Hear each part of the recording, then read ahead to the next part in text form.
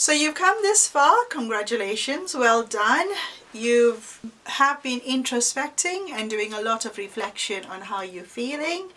And by now you're starting to actually get your mojo back a little. I hope you're doing your meditation daily because that really helps. So let's move on to Module 3. So in Module 3 we are going to be talking about the effects of stress on your mind, body and soul. So we're going to be going into this a little bit more in detail. So in this module you will be able to demonstrate the effects of stress on the mind. You will be able to illustrate the three parts of the mind and connect its behavior to stress. You will confidently list 7 ways of how stress affects the mind and your immune system. And you can highlight the 5 stress-induced habits. So much learning here. So let's move on to Lesson 1. Lesson 1 is what is the effects of stress on the mind? So now we're actually getting to the juicy bits. So are you ready? Let's move on. So do you find yourself juggling way too many things to keep the balance? And what happens when you stop for even just a second? Yes, it all comes tumbling down. When you find out how your body processes stress internally from your external factors, then you will be able to change your way of thinking. And that is very essential here. Because when you can change your way of thinking, you start to change your habits. And when you change your habits, that is when you feel absolutely happy within yourself and you feel at peace. By just using the practical tools that I'm going to be teaching in Module 4 about the 4D stress management system. The 4Ds, remember, it's dodge, dilute, divert, and digest. And you can refocus and you can rewire. So, you can see Bart Simpson on your screen with a little chattering monkey. And imagine this monkey banging its cymbals in your mind. Gosh, it can be quite a lot to deal with. So we have a chattering monkey in our minds. If you want to name yours, you can. I don't want to name my monkey because I don't want to be attached to this monkey. We can't get rid of this chattering monkey because it's there. But what we need to do is we need to tell it that we want to be in control. We need to tell it that we have to be in control because this is our lives. Now, most often, this monkey wants to control us. It wants to cause havoc in our lives. The chatter, the looping thoughts, I'm not good enough, I'm rubbish, I'm useless, I'm stupid. That's the chatter I'm talking about. So most often, this chattering monkey does succeed. You would agree. So stress is induced, and the way we cope with it is dependent on who controls it. Do we take control or do we allow this chattering monkey to slowly break us down? Now, stress is one of the biggest factors that changes the gray matter in our brain. And that feeling creates a habit that can also change our body shape. When I say change our body shape, you know it. We end up binge eating or we end up starving ourselves. We end up putting on weight or we end up losing weight drastically. So that is how our body changes. So when we encounter a stressor, which we covered in the previous module, has a trigger, our body and brain is stimulated. Now, this is where the science comes in. Our adrenal glands just above the kidneys produce cortisol, and the medulla, which is the brain stem in the brain, makes catecholamines. Now, both of these chemical messages in the body enables a person to respond in 3 ways: fight, flight, or freeze. For example, imagine that you are taking a walk in the evening and you are cornered by a wild dog. Immediately the stress hormones are produced, and sometimes you would want to start to run. Sometimes you would stand up to this wild dog and fight, and at other times you might just freeze. getting attacked by the dog. Now, when the mind is stressed, we need to find quick ways of getting rid of the stress, because if it floods our body, these toxins in the form of these chemicals start to go into our bloodstream, and they flow to every part of our body and our organs, causing illnesses such as low immunity, heartburn, headaches, digestive problems, irritable bowel syndrome, and so on. So when your mind is confused, becoming less productive, and that is why we end up procrastinating. When the mind is stressed, we need to find ways of quickly changing this feeling so that these chemicals do not flood the body. Because when it does flood the body, it's toxins that end up getting into our bloodstream, and it goes to every single part of our body, our organs, our muscles, and so on. And they flow in the bloodstream.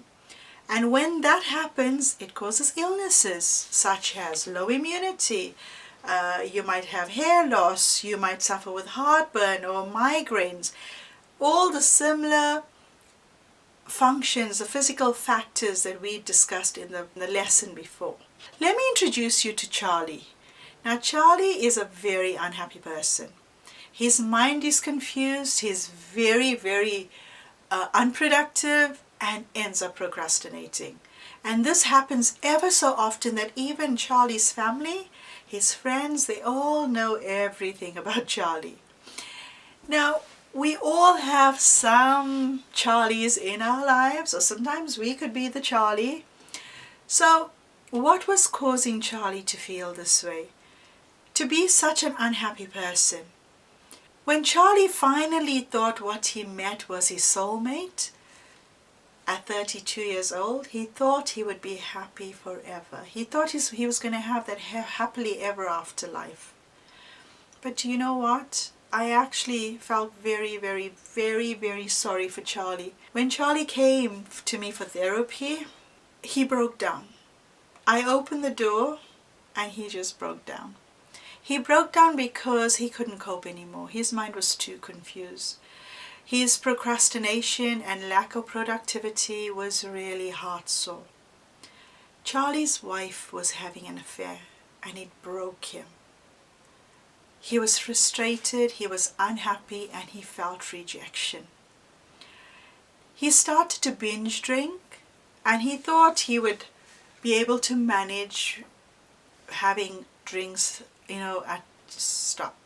He thought coming home and opening a bottle of wine or having a beer would be okay. That would help him to calm down. But then he was doing it every day after work. Besides work being stressed, he came home into a home that he felt unloved. And knowing that he was rejected or betrayed, that was a deep, deep knife that was in Charlie's heart. So he started to binge drink, and he started to slip down his spiral. He started to slip into depression. He was not happy. That light in him, that soul, which I call the soul, that divine energy that we have in us, was just not experiencing any happiness. And he was experiencing so much of pain that he couldn't rise above it.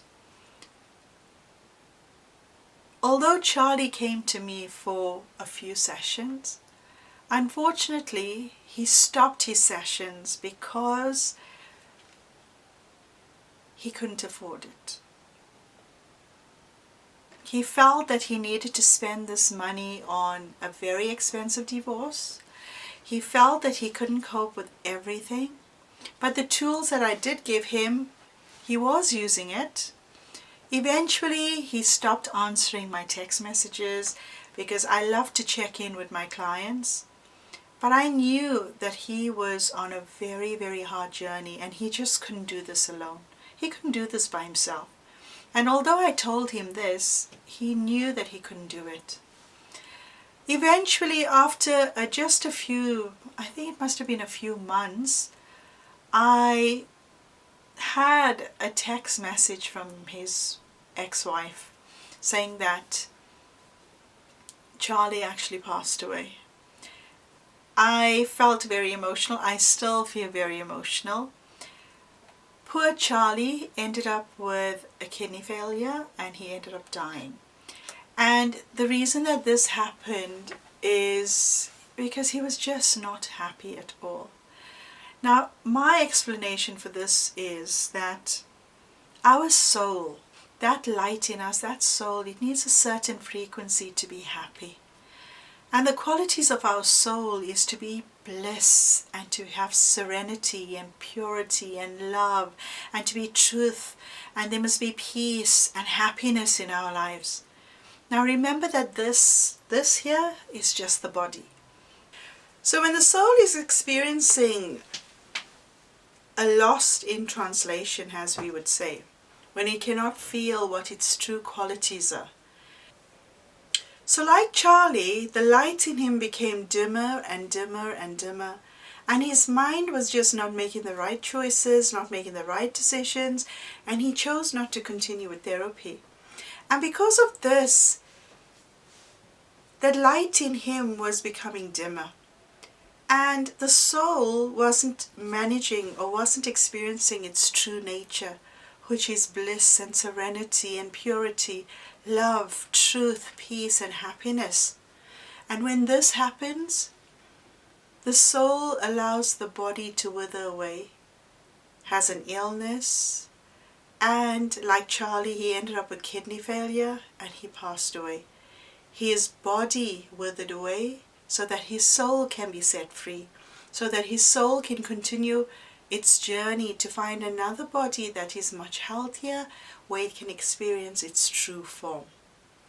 Now, many people that I treat, or even many people around me, when they are feeling overwhelming stress, it's because they take all of the emotions and they just shelve it. They just stack all of their problems, all of their stresses up on a shelf. And when they do this because they want to ignore it.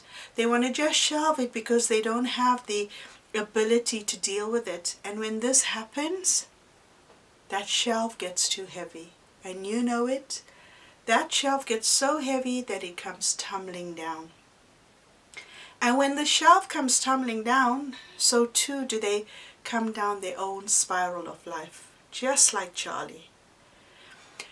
And this is how stress affects our mind, our body, and that light within.